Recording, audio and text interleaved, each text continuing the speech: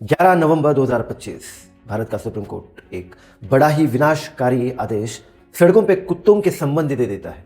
इस आदेश के अनुसार अब जो भी कुत्ते सड़क पे होते हैं, सार्वजनिक जगह पे होते हैं या फिर आवासीय प्लेसेस पे होते हैं, उनको पूरी तरीके से हटाने की बात की जाती है। और सुप्रीम कोर्ट ने दिया हुआ आदेश बड़ा ही पिछड़ा हुआ, विनाशकारी और निराशजनक है। ये ना तो संतुलित है, ना तो मानवीय है, और ये ना सिर्फ पशुओं के खिलाफ जाता है बल्कि विज्ञान के खिलाफ जाता है, हमारे भारत के कानून के खिलाफ जाता है। हमारे मानव ने ये पिछले दशकों में जितनी सारी मेहनत की है एनिमल बर्थ कंट्रोल इस प्रोग्राम में, उस सारे मेहनत पे एक ठप्पा है। अब हम यकीन करें भी तो किस पे करें। इसी सुप्रीम कोर्ट ने 11 अगस्त को एक आदेश दिया था जो इस आदेश से काफ़ी विपरीत था, और अब ऐसा आदेश लेके आया है जो ना सिर्फ पशुओं के खिलाफ है बल्कि मानव जाति के भी खिलाफ है। क्या आपको ऐसा नहीं लग रहा कि सुप्रीम कोर्ट हम सबके साथ मैनिपुलेट कर रही है? क्योंकि पहले जो आदेश दिया था ना कोर्ट ने 11 अगस्त को, ये था, सुप्रीम कोर्ट बोलती है कि जितने सारे सड़कों पे कुत्ते हैं उनको उठाओ और शेल्टर होम्स में डालो। अब आप बताओ कि क्या भारत देश में इतने सारे पर्याप्त शेल्टर होम्स अवेलेबल है? क्या वो डिसीजन प्रैक्टिकल था? और इसका जवाब है कदापि नहीं। और इसी की वजह से इनडायरेक्टली सुप्रीम कोर्ट उसी खुद के डिसीजन को खारिज कर देता है, और फिर अब वही डिसीजन 2 महीने बाद दोहराता है और क्या बोलता है कि अभी हम वही डिसीजन इंप्लीमेंट करेंगे और सारे आवासीय और सारी सार्वजनिक जगह से कुत्तों को उठाए और शेल्टर होम्स में डालेंगे। लेकिन सुप्रीम कोर्ट को ये चीज़ अच्छे से पता है कि भारत के पास एक अच्छा इंफ्रास्ट्रक्चर नहीं है, उसके लिए पर्याप्त मानव संपत्ति भी नहीं है और पूरा अच्छा सा बजट भी अवेलेबल नहीं है। तो ये सारी चीज़ें कैसे हो पाएगी? चलिए अब कुछ फैक्ट्स की बात करते हैं। भारत में लगभग 14 लाख स्कूल्स है, 53,000 कॉलेजेस है और 70,000 अस्पताल है।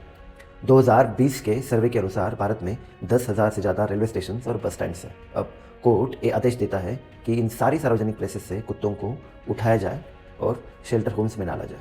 आप बताओ कि कहाँ है वो शेल्टर होम्स? वो तो दिख नहीं रहे। इतना सारा शेल्टर होम्स तो अवेलेबल है ही नहीं।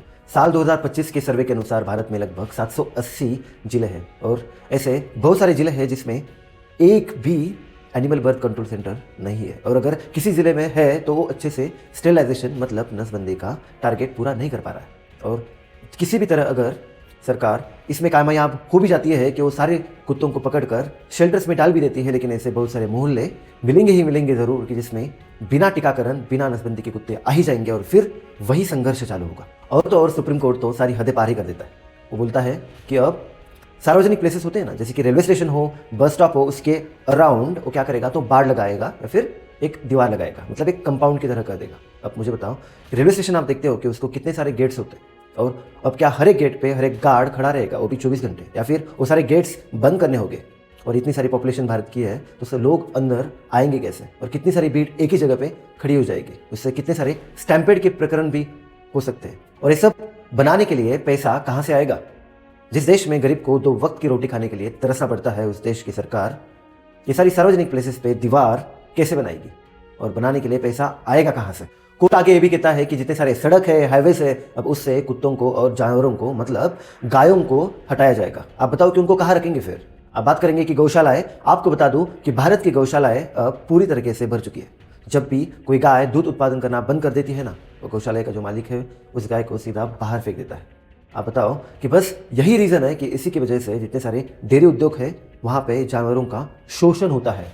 भारत के संविधान के बनाए हुए पहले से नियमों और आदेशों के विपरीत ये जो सुप्रीम कोर्ट है ना, ये अपने बड़े ही अत्याचारी और निराशजनक नीति पढ़ा हुआ है, और वो नीति है रिमूवल विदाउट रिलीज, मतलब जानवरों को, कुत्तों को पकड़ो लेकिन उनको छोड़ो मत। और सुप्रीम कोर्ट को ऐसा लगता है कि ये सब करने के बाद लाखों में कुत्ते अपने आप गायब हो जाएंगे। लेकिन क्या आपको पता है कि prevention of cruelty to animals, इस एक्ट के तहत एनिमल्स को किसी भी प्रकार की हानि, किसी भी प्रकार की यातना अगर पहुंचाते हैं तो एक बहुत बड़ा गुनाह माना जाता है। और सुप्रीम कोर्ट अपना खुद ने बनाए हुए नियम तोड़ रहा है। अगर कुत्तों को शेल्टर्स पर्याप्त अमाउंट में अवेलेबल नहीं है तो इसका मतलब वो खुद उनको मरने के लिए छोड़ रहा है, उनकी हत्या कर रहा है, और कानून खुद ही तोड़ रहा है। अब दुनिया का तरीका देखते हैं। दुनिया भर में एक ही वैज्ञानिक और मानवीय तरीका होता है, और वो है CNVR। C का मतलब होता है कि कैच, N का मतलब होता है कि न्यूटर, V का मतलब होता है कि वैक्सीनेट, और R का मतलब होता है कि रिलीज। मतलब जानवरों को, कुत्तों को पकड़ो, कैच, और उसके बाद उनकी नसबंदी करो, फिर उनको वैक्सीनेट करो, मतलब टीका लगाओ, और फिर उनको छोड़ दो।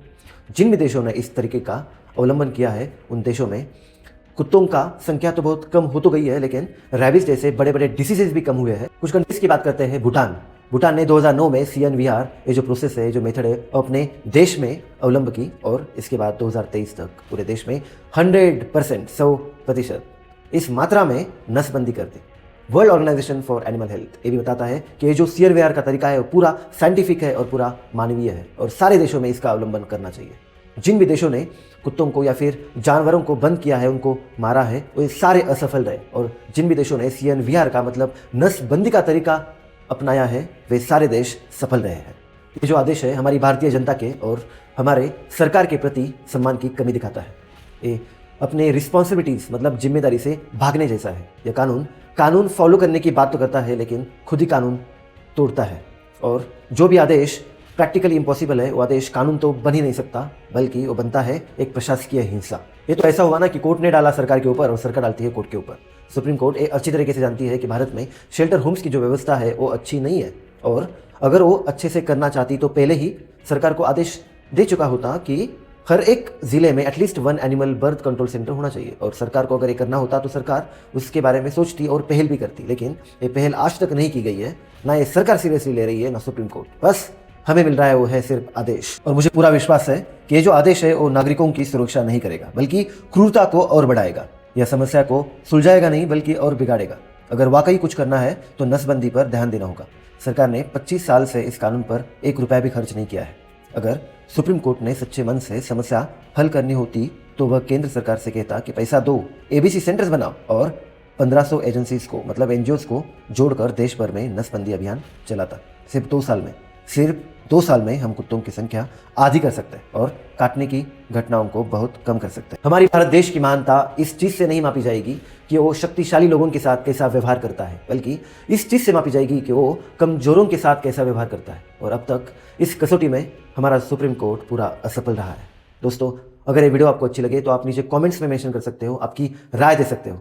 Thank you for watching my video till the end. See you in the next video.